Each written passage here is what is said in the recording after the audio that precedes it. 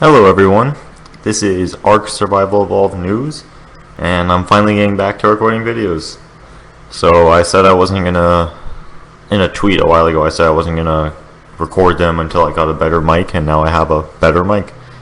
Might not be crazy good mic, but better than what I had before. Alright, so in this video, I'm going to be talking about the dinos that are going to be in the next update, the upcoming PC version of 255. And so I'm just going to be going through, reading the dossiers, and then I will just give opinions on basically what I believe how they're gonna impact the game in general. Alright, so the first one is the Electrophorus. And I will try to get the pronunciations down as good as possible. Alright, so for the Electrophorus, the wild, it says occupying a space in the low to middle end of the food chain. Electrophorus, more another word I can't pronounce, is a carnivorous swimmer that feeds mostly off of shellfish and small fish. Despite its common name, it is actually a very long knife fish and not an eel. I'm sure that a lot of people are still going to probably call it an eel. It does not provide much meat, so many predators simply leave it be. Unlike most predators, it does not use brute strength to bring down its prey, but instead releases an electrical charge around itself to knock its prey unconscious. That should be very useful in game when you tame them. Alone, this can take out a small creature. When attacking together, Electrophorus can even bring down the larger ocean life forms, then feed as a group. So I have a feeling that in the wild they are going to be very annoying, because if you run into a pack of them on a megalodon or something, and then there's like a large pack of them, you might be done for. It'll be just like the jellyfish, except on a different level, and I'm sure they can move a lot faster than the jellyfish. Domesticated. By far the most common use of Electrophorus is to subdue large ocean creatures. Knocking out a plesiosaur or other giant deep-sea leviathan can be incredibly difficult. Thus, many tribes employ small schools of Electrophorus to shock targets into submission. So, on official servers, if you had a group of these and you tame them all up, and you and friends could go out on a taming adventure with them and knock out a larger creature, that'd be actually, I'm just wondering how powerful the shock is going to be. Because if it's going to not be crazy powerful and not add a lot of torpor, it might not be as useful as they say. But it should be a very interesting addition to the game.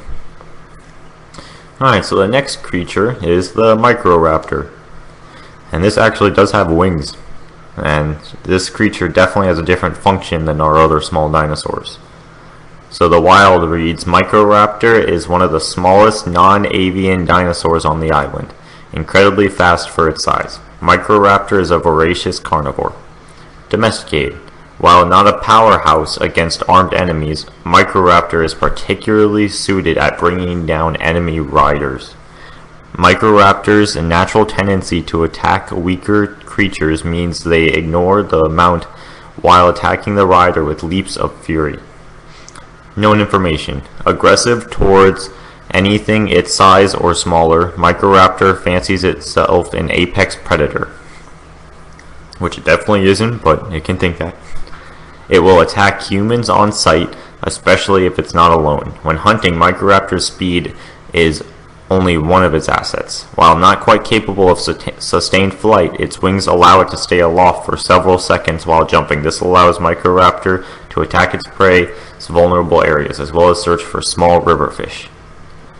So, this actually is going to be an interesting addition to the game, but more on the annoying side, because it says that they will attack humans on sight.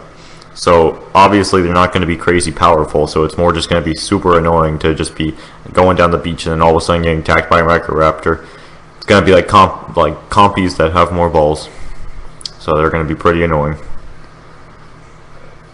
But they should be, I'm wondering how people are going to use them once they're tamed, because if they take down riders, imagine if it took down a Giga Rider, and then you wouldn't even have to deal with the Giga being controlled. Alright, so the next creature we have is the Ammonite.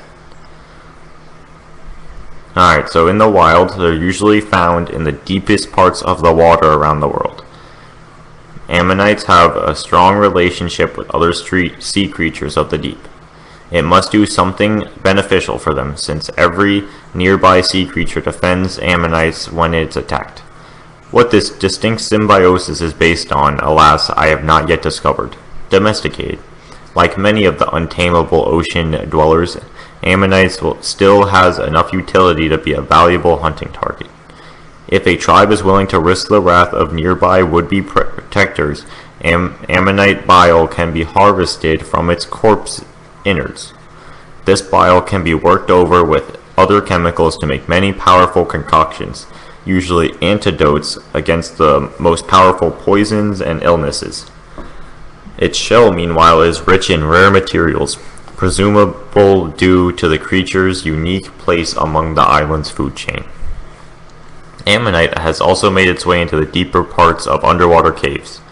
Even within these caves, the creature will draw attention if assaulted, making harvesting its resource-rich shell a tricky proposition depending on what other dangers may be lurking nearby. So this is more going to be like for end-game hunting. You're not going to see like a level 20-something person who like has their first seamount going after these. At least I hope not. But that bile sounds like it's going to be pretty useful, especially like because the diseases are pretty annoying.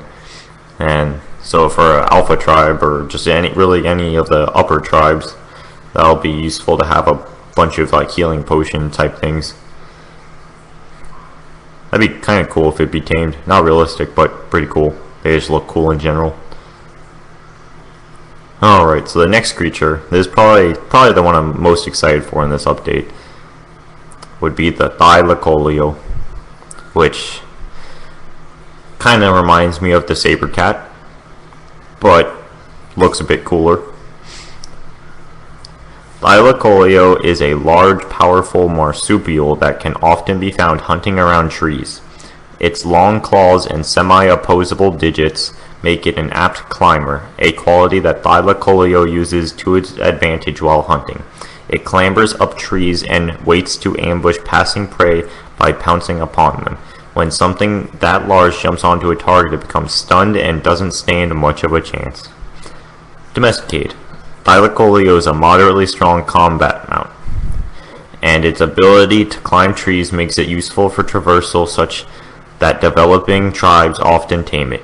Small raiding parties particularly favor Thylacoleo, as it is well suited to ambushes and unfair fights. Thylacoleo's most notable fighting quality is its powerful jaws.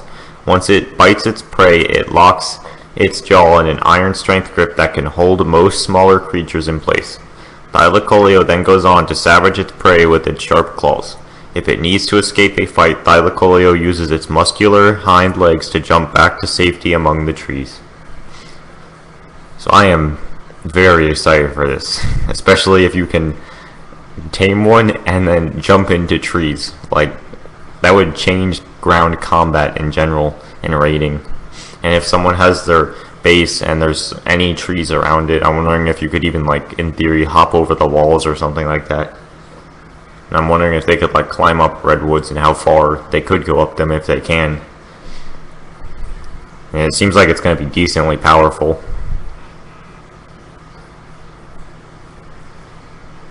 Yeah, so that's pretty much it for this video.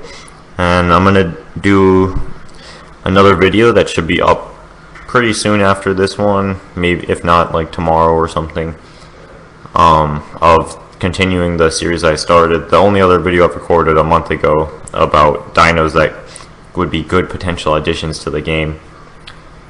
And so, yeah, that's my current plans.